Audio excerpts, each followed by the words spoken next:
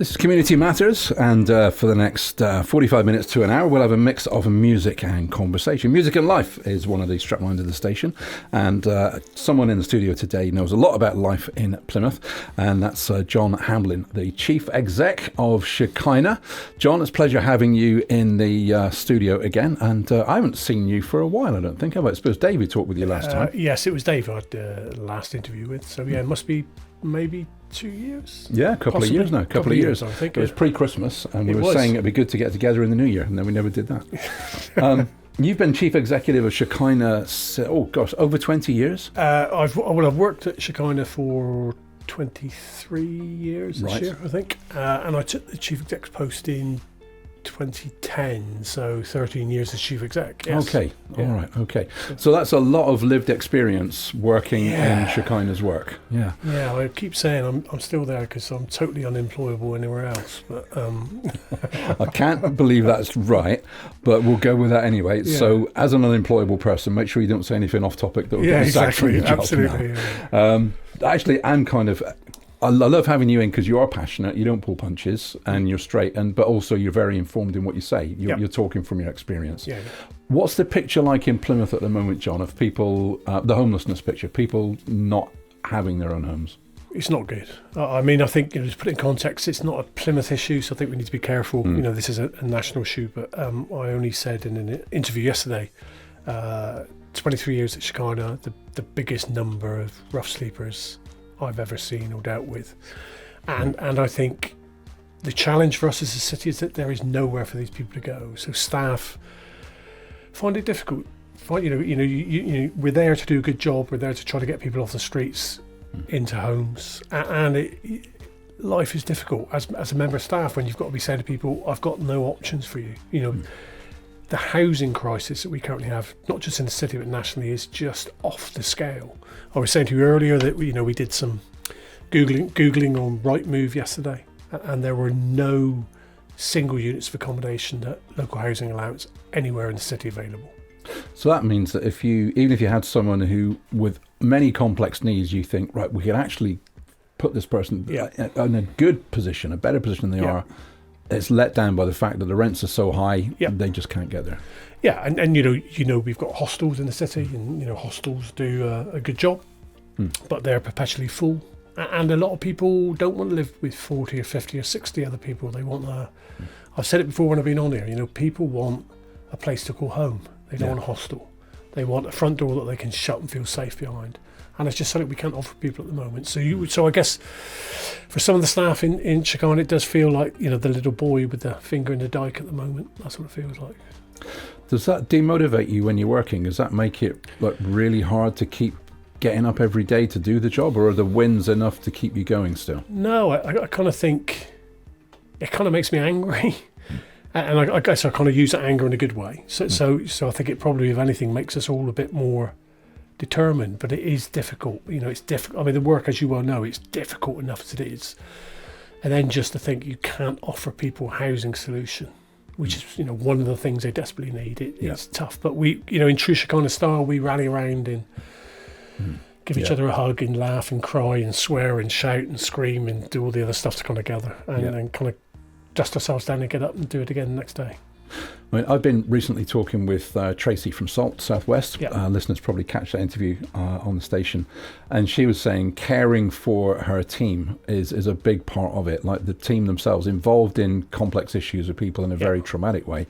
Those issues get touched. There's a lot of mutual care within the team. Sounds like a similar thing with you guys. Yeah, there's got to be, because we always say it when people come to work at Shekinah, they've either got it or they haven't got it. Now, I know what it looks like. I can't describe it though. And I think kind of peer-to-peer mutual support really, really important, especially coming off the back of COVID and everything. So we do some good stuff. Well, look, let's take a break for some music, John. We'll come back. I'd like to unpack a little bit about what the situation really is with homelessness, because it's not just someone hasn't got a place to live. Much more complex than that, and I've fallen guilty of the media tropes on that myself in the past, so let's try and knock those out of the park and come to the real issues. We're back with John right after this. John, you outlined that the scale of the problem with homelessness in Plymouth is more than you've seen in 23 years. Yep. I've fallen guilty in the past, and you didn't correct me directly, you corrected Dave, and I was listening, so I got chastised as well. But this whole thing, two paychecks away from being homeless. Most of us aren't we? Because it's not just, I can't pay my rent or my mortgage. It's much more complex than that, isn't it? Yeah, I think it is, and I think, without wanting to repeat myself, I guess we talk, we use this word homelessness, but within that big word, there's kind of subsets. So we often at Shekinah talk about people who are rough sleeping on the streets. But actually, in the big picture things, that's quite a small number of people. So if you think about even in Plymouth, so I did have a look this morning, and I think there are something like 228 families and singles in temporary accommodation in the city. Yeah, that's a huge number. So I can remember a couple of years ago we were panicking when it was at 50, going, God, this is a real crisis. 228 families and children. That's children within that living in temporary accommodation. So some of those people will be there because certainly one of the biggest drivers at the moment is eviction from private tenancies. So these are landlords who, because of rising interest rates, are either evicting people and selling properties or turning properties into Airbnb. So I'm kind of sympathetic, but not in a funny sort of way. So I think there are some kind of reasons behind that. But that is the biggest single driver at the moment. It's about people being evicted from private tenancies or tenancies coming to the end and they're being asked to leave. And then on top of that, we've obviously got the group that we work with, which are the people that rough sleep. And then again, as I said, the numbers are very high at the moment. The people will be aware. There's tents on the hoe and lots of stuff in the media about, it's not right. And I kind of say, no, I totally agree it's not right. But where do you want people to go? If we can't offer people somewhere to go, they're going to find somewhere to go themselves, aren't they? So temporary accommodation, then, you're talking about B&B, basically, by and large, in the city? Again, I've got to be careful what I say, but yes and no. We have people turn up at Shekinah who are in temporary accommodation because they don't have facilities to have breakfast or don't get offered a breakfast. So to call it B&B, it might be bed, but often the breakfast is missing. And some of the temporary accommodation isn't stuff that you and I would want to stay into too long. And some of those people are in that B&B and temp accommodation for considerable lengths of time, especially with children involved, the impact on children through all this. So it's not good. Yeah. Now we sit in a couple of groups. One is an advisory group in the council where we're fortunate enough to sit as media and listen. So the child poverty statistics and all those things. But the statistics are one thing. We also talked with Father Sam Philpott, who says, no, this isn't a statistic. This is a child that hasn't got a coat when it's cold and raining. Absolutely.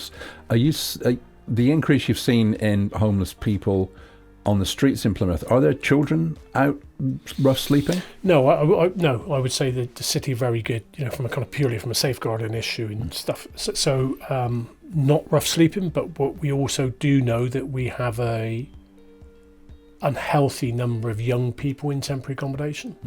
And again, everywhere I look at the moment, the numbers are going the wrong way. So, but hats off to Plymouth. I will criticise when I need to, but I will compliment as well. And I think overall as a city, and certainly Shekinah and the other agencies in the city, Hamos and Path and people like that working with the council, I think nobody in the city is going, we're not working hard. We're all working incredibly hard to try to resolve this. Yeah. Now you mentioned a couple there. There's a number of agencies and organisations that do work together. Who are you working with? Who would you most closely work with as Shekinah? So in Shekinah we joined the Plymouth Alliance. So we've got, you can put me on the spot now. So we've got Hamos, Harbour, The Zone, Path, BCHA, Live Well, and R7. I've got that right then. So those agencies, we all work very closely together. So we have some of those staff co-located in our buildings. And I guess what we kind of thinking behind the Alliance was that as somebody using services, you don't want to have to keep telling your story time and time to every service you go to. So bringing those agencies closer together, hopefully you only have to tell your story once. So it works very well. It does work well. Now that strikes a chord because very limited experience with this, but we had a friend that came out of rehab, did well in a rehab, didn't want to go through the full course, just did 12 weeks, came out with her daughter, was in B&B. Came out of that. We supported her as much as we could with limited knowledge. Yeah. And one thing we found was the person going with her to help her find the accommodation through the council process. Yeah. Meet with wonderful people in the department, really helpful, move to the next place, restart the story again, move to the next place, restart. And it was, I think, wow, she was supported going through, so that was a help. Without support to go through those processes. Most people give up. Yeah, I mean, advocacy, quite a big thing for your guys? Oh, huge. And you know, that's what you've described is how the system used to be. So if I go back 10 years ago, somebody would come to Shekinah, we'd have a kind of conversation with them, and we might say, actually, yeah, we can give you food, but you really need to go and see Harbour. Send them off to Harbour, they go to Harbour, tell their story again. Harbour go, actually, no, you probably need to go to Path. And we would just bounce people around the system, which is really unhelpful. And as you say, in the example you gave, that person was supported doing it. Yeah. so and that was difficult. So as you say, what will happen otherwise is people will go once or twice and say, just forget it and give up. So there's a strong alliance of organisations Absolutely, working together now. Yeah. So that's healthy in the city. Yes, definitely. That's healthy. Yeah. So the situation's quite critical. Yeah. The support and help is quite strong. Yes. Yeah. Good place to move on. We'll take a break for some music, John. We'll come back and address some more of this in a moment. You're listening to Crossroads Community Matters. John Hamblin, Chief Exec of Shekinah. We'll be back to hear more with John right after this. John, you've mentioned a few times, you mentioned every time we've spoken actually, that this is a complex issue, homelessness. It's not just that people don't have somewhere to lay their head at night that's safe and warm. What other kind of provision does Shekinah provide to help people with those complex needs? Yeah, so I guess I think most people make an assumption that Shekinah offer lots of accommodation, and we don't actually. There's enough other providers that we work with that do the accommodation bit. I guess what we provide is the physical and emotional support to people. And I think I've said before on this programme that, you know, 4 walls and a television set don't change people's lives. People are there generally for good reasons, and we know from the work that we've done that the huge amount of people that come to Shekinah are experiencing childhood trauma. So quite a lot of support around that sort of stuff. So we offer a broad range of activities to complement that. Everything from basic health provision, so we have GPs with us. So I think more and more over the last couple of years in particular, we're focusing on health. So we've got health provision, podiatry, having a kind of conversation with dental school and all that sort of stuff. So health is really important. Education, so again, formal and informal learning. So that could be undertaking qualifications, but it could be just doing courses for fun to get you kind of back into stuff. We have an employment team as well. So if you're interested in doing part-time work, full-time work, or even volunteering, you can have a conversation with our employment team. Counselling services. So we have a counselling service in both Plymouth and Torbay. As you can imagine, it's heavily demand for the kind of counselling services. And then certainly in Bath Street, people will know that we offer the basics as well, the kind of showers and the food. But that it's got to be more than that. You know, we're having this kind of conversation at the moment in preparation for our move that, you know, if it's just about giving people a cooked breakfast and a pair of socks, does that change anything? Probably not. And actually, we don't need lots of paid staff to do that sort of stuff. We can run on volunteers. So it's got to be more. You know, if you're going to break the cycle of homelessness. Yeah. So, yeah. So working in partnership with those other agencies is a big part of that, absolutely. Very big part of that. Yeah. You touched a little bit there, the ongoing developing story of the new news. premises. Yeah, breaking news that we've spoken about for a couple of years now. Absolutely. But it's there. It's almost a reality now, isn't it? It is, and just to give some context, I dug through my emails the other day, and I the first email that I had about where we're moving to was 2018. Right. So 5 years to put it in context. So we've been walked up the hill and down a few times. So anyway, it's there. As I sit here today, Shekinah are the proud owners of Stonehouse Creek Social Club, and Plymouth City Council are the proud owners of Bath Street. We are still at Bath Street, and we've done a kind of lease back arrangements until early New Year. So we're there.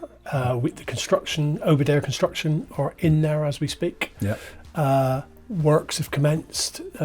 Timescales, they'll finish around the 18th to the 22nd of December. Somebody did say, oh great, we can open up on Christmas Day at the new place. So I said, no chance. So we're not going to move. We're going to stay at Bath Street this Christmas. And we're going to move into Stonehouse Creek the first 2 weeks of January. Why have you moved? I think two reasons. I mean, you will be aware there's a big boulevard going down Bath Street, so there's been an honest conversation between myself and the council saying, do I think it's the right place for us to be with all the development going on around? And the honest answer from me is probably not, if I'm honest. But that isn't the reason we moved. We moved because I think Stonehouse Creek it's got the potential to have a fantastic facility. It's about 3 or 4 times the size of what we've got at the moment. So, all those things that we desperately want to do more of, increased health provision, increased education, increased training, we've now got this marvellous space that we're going to design, and it's going to be brilliant. So that's why we moved. How much of a difference do you think that makes to individuals when they come into a nice space? I think you've hit the nail on the head. Even I get a bit depressed walking into Bath Street now. You kind of go in there and think, oh dear, it just feels a bit. And I'm a great believer that buildings send out subtle messages about what we say about people. I want people to walk into our place and kind of go, wow. I want an inspiring, we know that inspiring buildings lead to people making inspiring changes in their lives. And I think giving people something better as well. And then that's been really important for me on this move, that, if I look at some of our kind of services in Bath Street, it feels a bit tired and the furniture's a bit rubbish. And people don't challenge it because they kind of say, yeah, but, this is just for rough sleepers, isn't it? And I'm saying, no. No, people deserve better. Yeah. And we're going to give them something better at Stonehouse Creek. It creates a sense of aspiration as well, absolutely. Doesn't it? If people are valued, it can lift you. And the built environment's a huge thing. Crosshaven Studio has been upgraded a little bit. Feel a bit better in here. Feel a bit crazy because I don't know how to work with technology, but it feels heads up. Yeah, we're out of the broom closet. People look after it. I think all of us, people would respect it more, look after it more. So it's going to be great. Looking forward to that. Brilliant. Okay, so people in a better environment, built environment, helping them to feel like, I really am valued here. I'm a person of dignity and value. Better services, increased services, better space. I mean, it's difficult. And you've been in Bath Street, especially downstairs. It's a very small space, and if people are distressed, it's quite kind of difficult. Yep. At Stonehouse Creek, it's like spoilt for space. Yeah, and the neighbourhood around in Bath Street, it is a Union Street area. It is tough down there still. There's a lot of development gone on. Absolutely. Stonehouse Creek, you can breathe outside. Absolutely. It's a little bit of fresh air and a little bit of view. Yeah. Well, good job they filled in the creek all those years ago. John, we'll come back and hear some more in a minute. I'd like to hear a bit more about how people can get involved in supporting what you're doing. I'd love to unpack a little bit on what's your perspective on what's happening in social care, in looking after people. How are we... Let's take it out of Plymouth so it's not as contentious. How do you think we're doing as a nation? Because you're right in the middle of it. But let's get some of that. We won't be political because we're apolitical. That's not what we're about here. But we'll be back, hear more from John right after this. I'll tell you what, John, let's go straight into the thorny issue, one that I think you get passionate about, remembering you're being filmed as well as being listened to. How do you think we're doing as a society? What's your take on how we're doing as a society, just in Britain, in caring for the vulnerable, looking after people? Is it a COVID moment, post-COVID different? Is it not that? Is the picture more hopeful, less hopeful? It feels pretty fractured, I think, to me still, and I guess in a funny sort of way I had some great hopes through COVID. I saw some huge acts of kindness that I haven't seen for many years, people rallying around and looking after people and caring for their neighbours and all that sort of stuff, and I think we've kind of lost a bit of that, and I just worry that many of the really vulnerable people in society are being used currently as kind of scapegoats. We've got problems in this country because of these people. If only these people stop taking drugs and stop committing crime, and the world would be great. Well, I know that's just a kind of nonsense, but I do worry that they're, I mean, some of those issues of vulnerability that people present. So issues in my own life of vulnerability. I know I can have anger issues. I can have overwork addiction issues because something else actually underlines it. Yeah, and that. I thankfully have a wife and a family that are compassionate towards Dad. They give me a hard time when I'm being an idiot, but but do you think that multiplies out onto a community level? I think it can.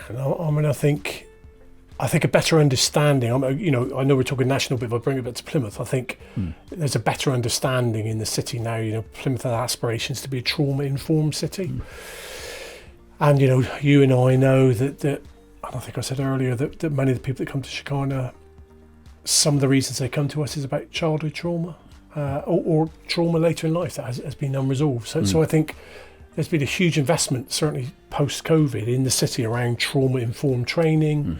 Lots of staff and volunteers and what. So I think there's a kind of greater awareness.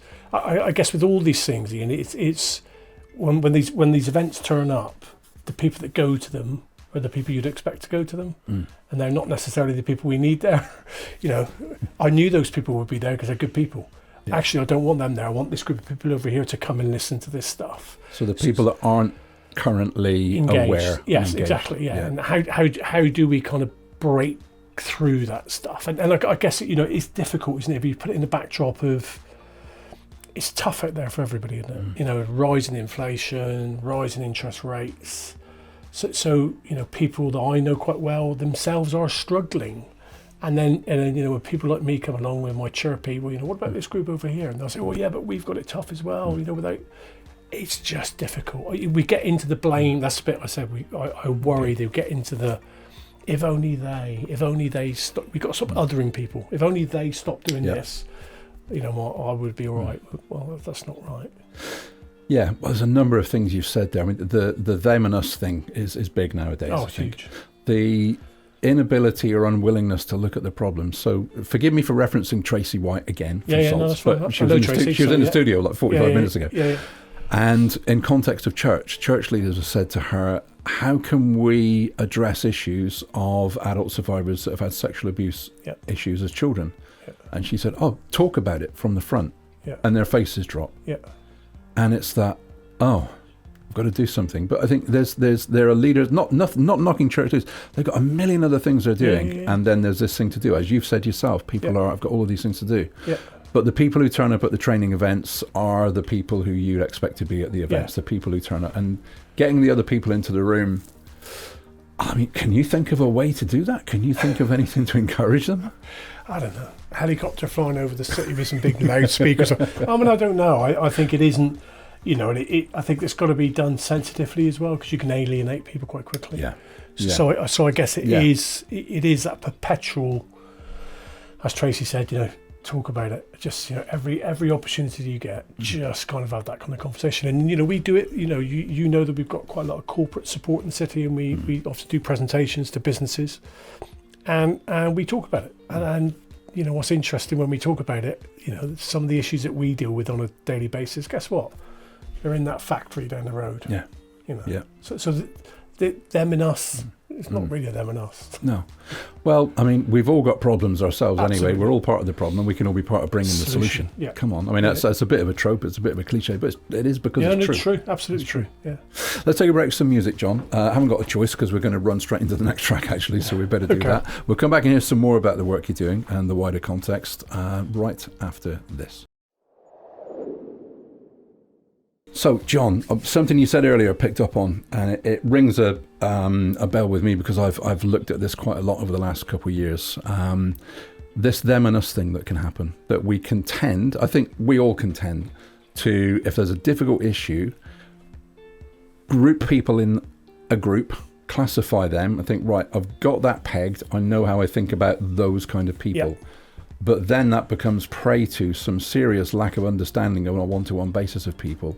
Do you find that plays out a lot in getting people to understand the work Shekinah is doing, or do you think it's a wider thing in society at the minute? I think yes to both. I mean, it's interesting because I do some presentations to medical students up at the university, so they asked me to go up and speak to kind of second and third year medical students just around everything homelessness, addiction. And one of the slides I kind of put up is, what do these people have in common? And it's Winston Churchill, Florence Nightingale, Elvis Presley, and Robert JFK's brother, Robert Kennedy. And they all kind of, the first answer is that they're dead. Okay, top of the class, that's why you're a doctor. And actually, it didn't. The truth is that they all battled with conditions of addiction, which they did. Which, Florence Nightingale, people always get shocked by that one. I didn't know that one. And so that just starts a conversation, really, doesn't it? That actually, the trouble is you look at the people Shekinah saw in your head, you're man, dog, subway, big issue, sticking a needle in his arm. He's an addict, but we know that there's lots of professionals that have serious issues around addictions. So I think we just need to, again, have that kind of grown-up debate about it. You know, there's something, isn't there? It's a bit like street drinking, isn't it? Everybody gets very upset in the city about the street drinkers.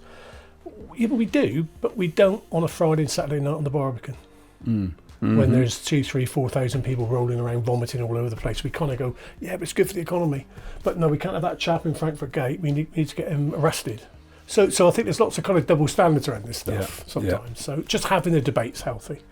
I think it's very healthy. It's good that you're on air talking about that. So I can imagine you can get into some conversations. I bet you get into conversations in places, John, where people are like, oh, I don't want you to say that to me. Well, I do, but to be honest, I try and keep my mouth shut now. Because otherwise I could just be living and breathing it 24/7. So I there are one or two people that say things sometimes that really push my buttons, and it comes from not from a good place. I can tolerate ignorance. I'm guilty of that myself about things. I guess as much as I do keep my mouth shut, if it's something that really pushes my buttons, I don't. Well, that's how things get changed. That's how things get addressed. And everybody, even if we're coming from a bad place, if someone challenges us, calls us out on it, we got a chance to change. Yeah, it's good stuff. Yeah. Essence of why I'm still alive today in my family. John, you've got. Let's cut to this. You've got the building being refurbished. New place on Stonehouse Creek. Yeah. It's going to look great for people. People are going to feel good being in the building. Yeah. And from what you've said and what I've seen on your website, it makes access to other services even easier because it's better premises. Yeah. What stage are you at in your timeline of, we've got the money to get this done? So it's a huge investment it's the biggest investment in Shekinah's 30-odd year history. So the deal we struck with Plymouth City Council was that we did a swap. So we swapped Bath Street for Stonehouse Creek. Plymouth City Council then gave us access to a loan to kind of do the work. So clues in the title, it's a loan. So if I don't have to borrow it, I don't have to pay it back, which is kind of good. So we did. We've launched a crowdfunder. So as it's to answer your question, as it sits today, the money for the building's done, is on the table. But we were quite clear that what we didn't want to do was go to a lovely new building and take rubbishy old furniture, because that would just spoil it. And it comes back to my point earlier, people deserve better. So we've launched a crowdfunding campaign. It's pretty ambitious, trying to raise £20,000 in about, I think it's to the end of October, November. About 50 days left. And at time of recording, we're on the 15th of September. It's worth saying that for people listening. Yeah, so and I think we're only about 10%. We know we've got some bigger lumps coming into that one. So £20,000 we're trying to raise. Some of that will be match funded through some Plymouth City Council money, which would be great. And all the money raised for the crowdfunder will go into buying brand new, smart, good furniture for people. That's going to be good. So how do people get involved? I mean, I did take a sneak peek this morning. You're 2,000 towards 20 on the crowdfunder. 10%, yeah. So that's a good place to start. You've got a little space of time to get this raised in. Yeah. I guess businesses, organisations jumping on board of that is going to be the bigger wins for you, isn't it? It is. So we know, so I think, oh dear, I knew you'd ask me this. So one of the donations on that was one of the big...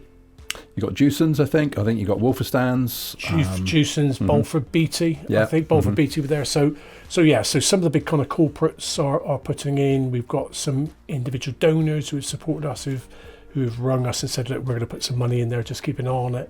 So the best thing to do is go through to our website, www.shekinah.co.uk, and on our front page there will be a crowdfunding button that you can press and make a donation.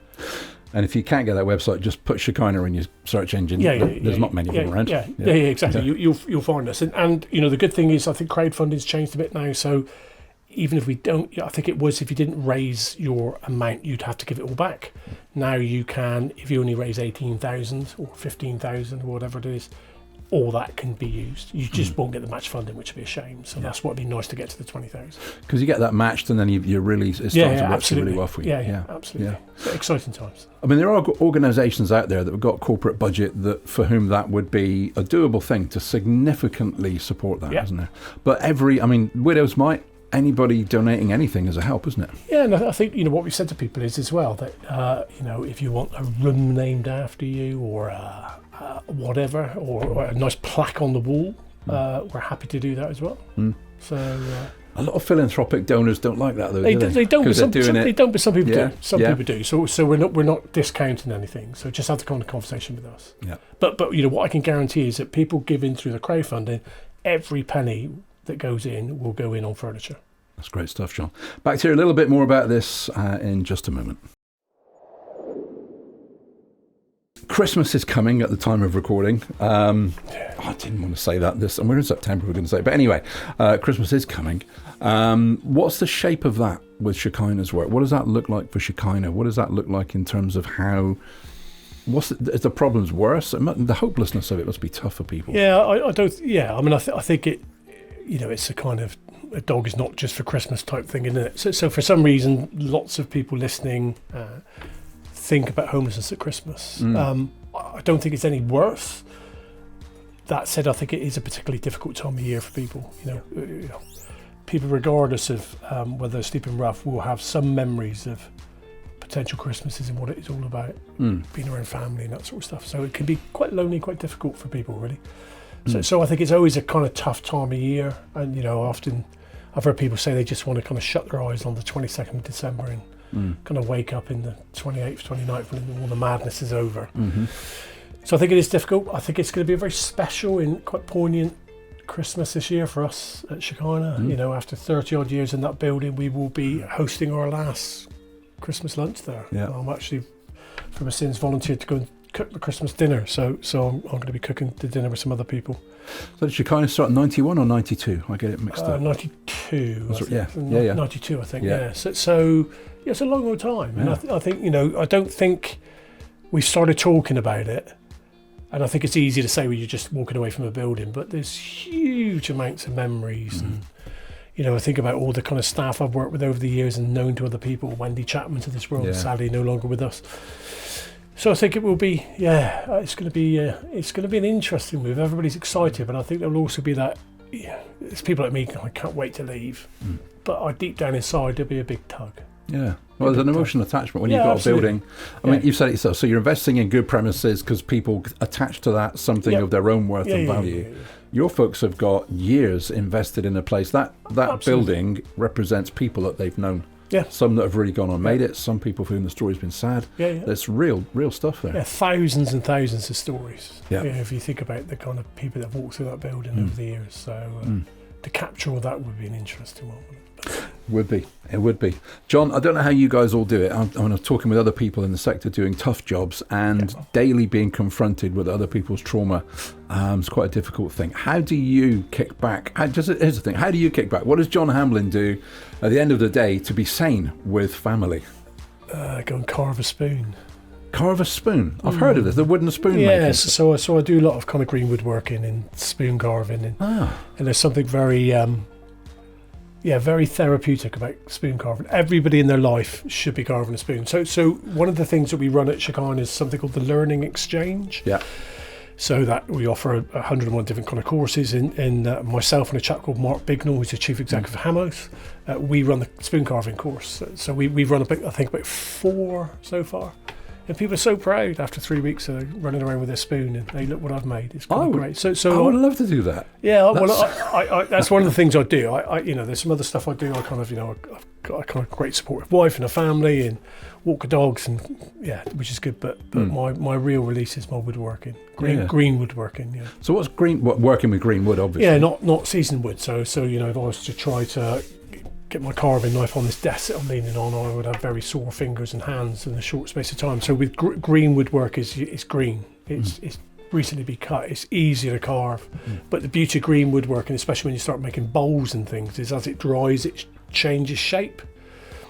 And it's just beautiful. I mean, the wood will, when you're carving a spoon, you'll have a picture of a spoon in your head and you'll draw it out with a pencil.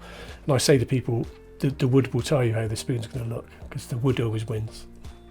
Okay, so it sounds like the simplest thing in the world, a wooden spoon. But you think, how do you make one of those? How would you make one of those? Well, that's quite a... So we start with a round log, and then we end up with a nice eating spoon or a cooking spoon. So and that takes how long? So I can, from a blank to an eating spoon, I can probably do it in just over an hour. I mean, that's might sound quick, but it's not. I mean, the top carvers in the country will be producing spoons in about 15 minutes. Yeah. So we run a course over 3 weeks. So the first week for 2-hour slots. So the first week we get people to axe a log down and get the kind of rough shape. And then the second week we introduce them to the knife and they start all the kind of carving. And the third week we introduce them to the bowl knife where they actually start carving the bowl out and finish it off and oiling it. So after 3 weeks they all end up with a spoon and they kind of love it. And what's interesting is that since, you know, I've been doing spoon carving now for 5 years. So I give loads of mine away, but people just love receiving something made by hand because they know you've gone to a bit of an effort to do it. Yeah. So that's the other thing I like doing. I like carving them. And then the bigger joy for me is then giving it to somebody who's going to appreciate them.